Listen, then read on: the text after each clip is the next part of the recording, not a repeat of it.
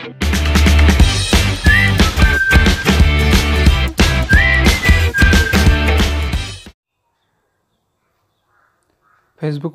इंस्टाग्रामवर किंवा व्हॉट्सअपवर जेव्हा आपण वेगवेगळ्या गोष्टी पाहत असतो तेव्हा आपल्याला लक्षात येईल की त्या ठिकाणी किंवा इवन एखाद्या शॉपिंग साईटवर जेव्हा तुम्ही जाता आणि तिथं काही खरेदी करता तेव्हा तुमच्या असं लक्षात येईल की जेव्हा ज्या गोष्टींमध्ये तुम्ही इंटरेस्ट दाखवलेला आहे त्याच गोष्टी तुम्हाला दाखवल्या जातात ॲटोमॅटिकली. किंवा यूट्यूबवर जेव्हा ज्या फील्डमध्ये तुम्ही व्हिडिओज बघतात त्याच फील्डचे तुम्हाला व्हिडिओज दिसत असतात. हे असं का होतं याचं उत्तर आपल्याला या बिग डाटा या चॅप्टरमध्ये मिळणार आहे. नमस्कार, मी प्राध्यापक चव्हाण चक्रधर. आपण बघत आहोत इयत्ता 12वीचा बिग डाटा आणि बिग इन्साईट्स हा चॅप्टर, याचा पार्ट 2. त्याच्यामध्ये बिग डाटाचे जे काही उपयोग आहेत ते आपण बघितलेले आहेत. त्याच्यामध्ये लोकेशन ट्रॅकिंग हा पहिला उपयोग बघितलेला होता. त्याच्यानंतर अंडरस्टँडिंग द वेदर पॅटर्न्स हा दुसरा उपयोग बघितलेला होता. त्याच्यानंतर हेल्थ केअर इंडस्ट्रीमध्ये काय उपयोग आहे ते सुद्धा आपण बघितलेलं होतं. त्याच्यानंतर बँकिंग, फायनान्स अँड ट्रेडिंग या क्षेत्रामध्ये कसा बिग डाटाचा उपयोग आहे ते बघितलेलं होतं. आणि आज आपण बघणार आहोत स्पोर्ट्समध्ये, खेळामध्ये बिग डाटाचा कसा उपयोग आहे. When watching a cricket match, we are shown so many permutations and combinations of statistical analysis. A gigantic data has been created over a period of time from the recording of matches, training sessions and workouts. The data enables a sports person to study his performance as well as of the other players worldwide. It has tremendously helped in improving individual as well as team performance. बघा, स्पोर्ट्सचा जो काही data record होतो, online record होतो, व्हिडिओजद्वारे record होतो, हे सगळं किंवा त्याची जी काही हिस्ट्री दाखवली जाते. कुठलाही क्रिकेट मॅच बघताना त्या प्लेयरने आधी किती रन काढलेले आहेत आधीच्या मॅचेसमध्ये, किंवा एखादा बॉलर असेल तर त्यानं आधीच्या मॅचमध्ये किती जणांना आऊट केलेलं आहे, हे सगळं त्या स्क्रीनवर आपल्याला बघायला मिळतं. म्हणजे एकंदर त्या प्लेयरचं सगळं ॲनालिसिस आपल्याला बघायला मिळतं. त्यासोबतच एखादा मॅच होण्याच्या अगोदर ते त्या ठिकाणी प्लेयर्स कशाप्रकारे वर्कआउट करतात, प्रॅक्टिस सेशन्स त्यांचे कसे होतात, हे सगळं आपल्याला दाखवलं जातं. हा सगळा डाटा बिग डाटावर रेकॉर्ड असतो, आपल्याला माहीत आहे. आणि हे सगळं बघून एखाद्या स्पोर्ट्स पर्सनला त्याचा परफॉर्मन्स चांगला करता येतो, किंवा जर टीम असेल तर त्या टीमला त्यांचा परफॉर्मन्स चांगला करण्यासाठी या सगळ्या डाटाची मदत होत असते. त्यासोबतच जे काही सेन्सर्स असतात स्पोर्ट्स इक्विपमेंटमध्ये, म्हणजे स्टंपमध्ये असणारे सेन्सर्स असतील किंवा इतर ठिकाणी जे काही सेन्सर्स असतात, त्याच्यामुळे काय होतं की the sensors help us to understand the field conditions. Field condition म्हणजे नेमकं ग्राउंड कसं आहे, त्याच्यावर मॉइश्चर आहे का वगैरे, ह्या सगळ्या गोष्टींचा अभ्यास आपल्याला सेन्सर्समुळे करता येतो. तिथलं वेदर कसं आहे किंवा एखाद्या प्लेयरचा इंडिव्हिज्युअल परफॉर्मन्स कसा होईल या वेदरमध्ये, याचासुद्धा अभ्यास आपल्याला या सेन्सर्सद्वारे करता येतो. Video analytics help us to see each and every performance minutely. आता बऱ्याचदा कसं आहे की एखादा परफॉर्मन्स बघितल्यानंतर तो आपला विसरतो, परंतु तो कुठेतरी रेकॉर्ड झाला असेल तर तो वारंवार बघून आपल्याला त्या एखाद्या खेळाडूची कशा प्रकारची स्टाईल आहे खेळण्याची, हे आपल्याला त्याचं ऑब्झर्व करता येतं, मायन्युटली ऑब्झर्व करता येतं. हे कशामुळे? व्हिडिओ ॲनालिटिक्समुळे. त्याच्यानंतर पुढचं क्षेत्र आहे ज्या ठिकाणी बिग डाटाचा उपयोग आहे, बघा, ॲडव्हर्टायझिंग. पुढच्या क्षेत्राचं नाव काय? Advertising. Advertisers are one of the biggest players in big data. Be it Facebook, Google, Twitter or any other online giant, all keep a track of the user behavior and transactions. सुरुवातीलाच मी तुम्हाला सांगितल्याप्रमाणे की advertiser जे आहेत, जाहिरात करणारे लोक जे आहेत, ते बिग डाटामधले मोठे प्लेयर्स आहेत असं म्हटलेलं आहे. म्हणजे खूप मोठ्या व्यक्ती आहेत. ॲडव्हर्टायझर्स हे बिग डाटाचा उपयोग करणाऱ्या खूप मोठ्या व्यक्ती आहेत. ॲडव्हर्टाईज करण्यासाठी त्यांना बिग डाटा हा लागतो. मग त्याच्यामध्ये बघा तुम्ही एखाद्या वेळेस की फेसबुक असेल, गुगल असेल, ट्विटर असेल किंवा इतर कुठला एखादा ऑनलाईन माध्यम असेल, तर ह्या सगळ्या ठिकाणी आपण बघू शकतो की कशा प्रकारे बिग डाटाचा उपयोग होतो.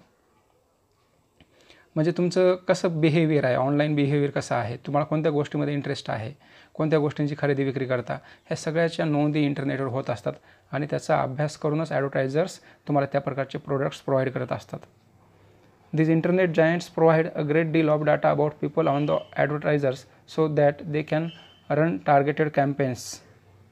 मग आता तुमचा इंटरेस्ट बघून त्या पद्धतीने तुम्हाला टार्गेट केलं जातं. म्हणजे तुम्हाला एज्युकेशनमध्ये इंटरेस्ट असेल तर त्या प्रकारचे प्रोडक्ट्स तुम्हाला प्रोव्हाइड केले जातात. समजा आता टीचर्स असतील तर त्यांना त्या प्रकारचं प्रोडक्ट्स प्रोव्हाइड केले जातात.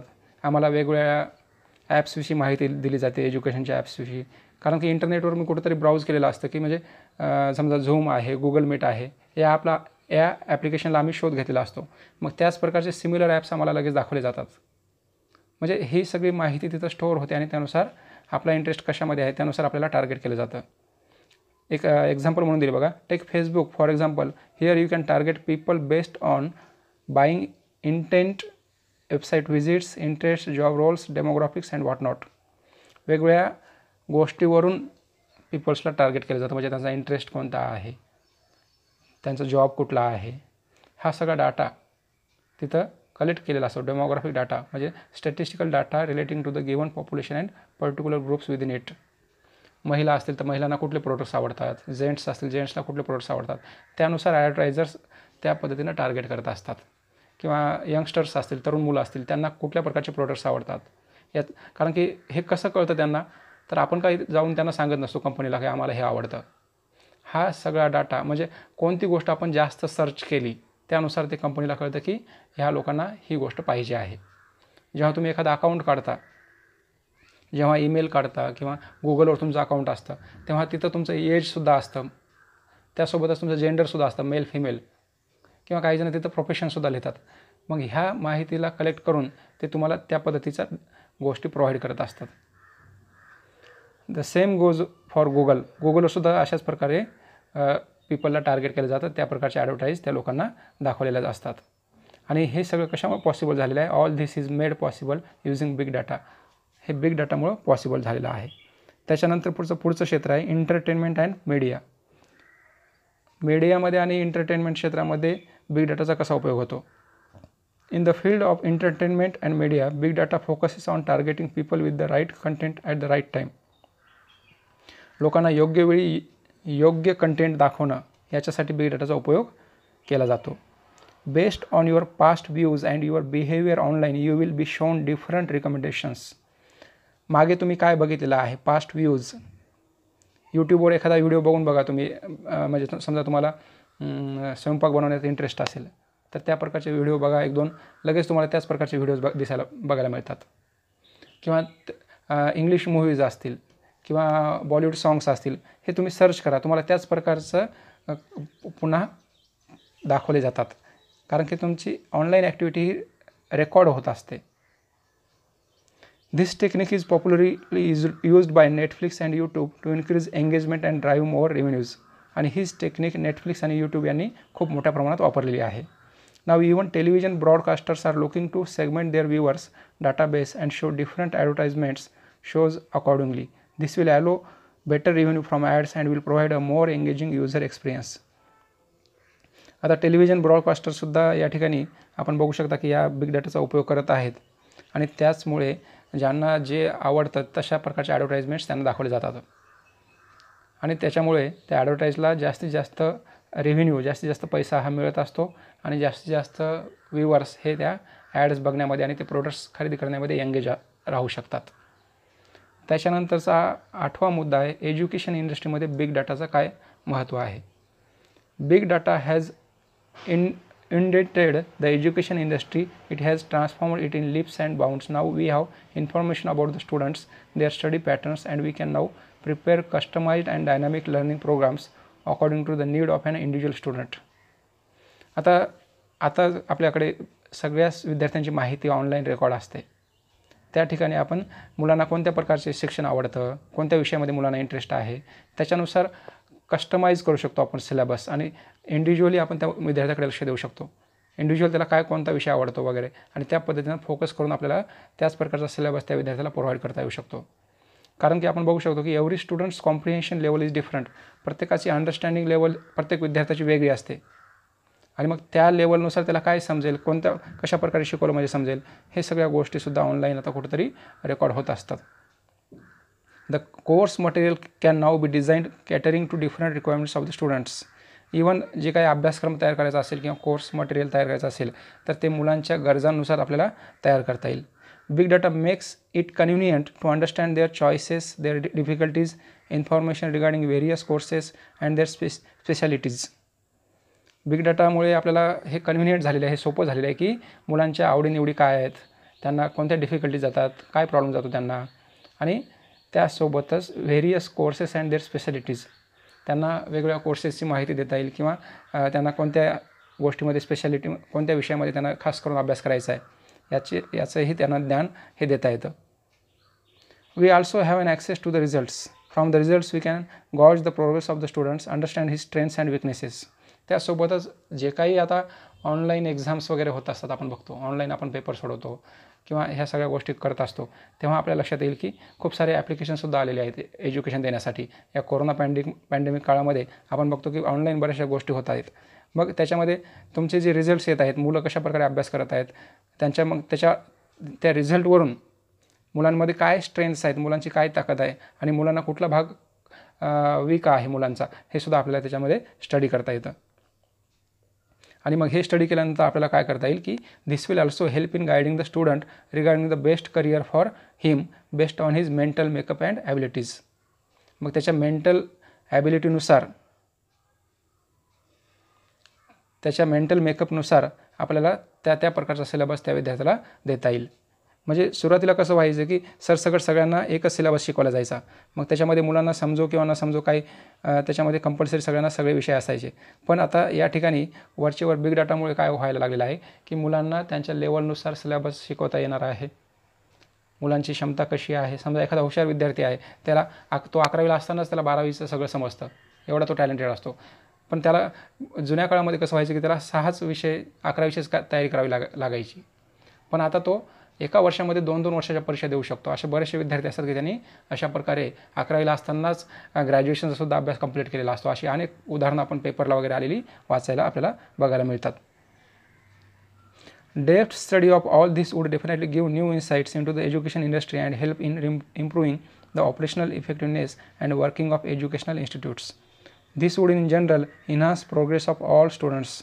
आणि ह्या सगळ्यामुळे आपल्याला बघायला मिळेल की मुलांची प्रगती नक्कीच होणार आहे आणि एज्युकेशन इंडस्ट्रीमध्ये एक मोठा नवा दृष्टिकोन निर्माण होऊ शकतो. आणि त्याच्यामुळं जे काही परंपरागत आपण शिक्षण द्यायचो मुलांना, त्याच्यामध्ये खूप मोठा बदल हे घडवून आणता येऊ शकतो. Big data has provided a solution to one of the biggest pitfalls in the education industry, that is one size fits all. आपल्या एज्युकेशन इंडस्ट्रीमध्ये एक खूप मोठी उणीव होती, ती म्हणजे one size fits all. One size fits all म्हणजे एकच अभ्यासक्रम तयार करायचा आणि तो सगळ्यांना फिट होणार, हे असं गृहीत धरायचं हे चुकीचं आहे. कारण की प्रत्येकाची क्षमता वेगळी असते. कुणाला गणितामध्ये इंटरेस्ट असतो, कुणाला भाषेमध्ये इंटरेस्ट असतो, कुणाला आणखी खेळामध्ये इंटरेस्ट असतो. मग त्याच्यामुळं सरसकट सगळ्यांना सारखे विषय शिकवणे याच्यापेक्षा वन साईज फिट्स ऑल हे जे जुनं तंत्र होतं ते आता काही योग्य नाही आहे. आणि म्हणून ज्याला जशी आवड आहे तसं त्याला शिकवणं कुठंतरी योग्य ठरू शकतं. आणि म्हणून अशा प्रकारे we have innumerable uses of big data. आपल्याला बिग डाटाचे अशा हजारो उपयोग आपल्याला या बिग डाटाचे घेता येतात, आपल्याला उपयोग होतो त्याचा. It is helpful in scientific research. सायन्सच्या संशोधनामध्ये सुद्धा बिग डाटाचा उपयोग होतो. अंडरस्टँडिंग जिओग्राफिकल फिनॉमिना, ज्या काही भौगोलिक आपल्या आजूबाजूला घटना घडत असतात त्याचाही अभ्यास करण्यासाठी आपल्याला बिग डाटाचा उपयोग होतो. आणि अशा प्रकारे helping in the smooth working of the government machinery etcetera. जे काही आपलं गव्हर्नमेंट शासन आपल्याला चालवायचं आहे आपल्या सरकारला, त्याच्यामध्ये सुद्धा बिग डाटाची मदत होऊ शकते. आणि अशा प्रकारे आपण म्हणू शकतो की बिग डाटा हा जणू काही आपल्या हातामधला जेनी आहे. जेनी म्हणजे अशा प्रकारचा दिवा की जो घासला की तो आपल्याला हवं ते हजर करून देतो. तर हा जेनीच आहे असं आपल्याला म्हणता येईल बिग डाटा हा. आणि म्हणून it lies in our hands to make the optimum use of it for the benefit of mankind. आता हा आपल्या हातामध्ये आहे. आता आपल्याला या बिग डाटाचं नॉलेज झालेलं आहे आणि म्हणून निश्चितपणे आपण या बिग डाटाचा उपयोग करून मानवाचं कल्याण केलं पाहिजे असं या ठिकाणी या लेखकाला वाटतं. धन्यवाद.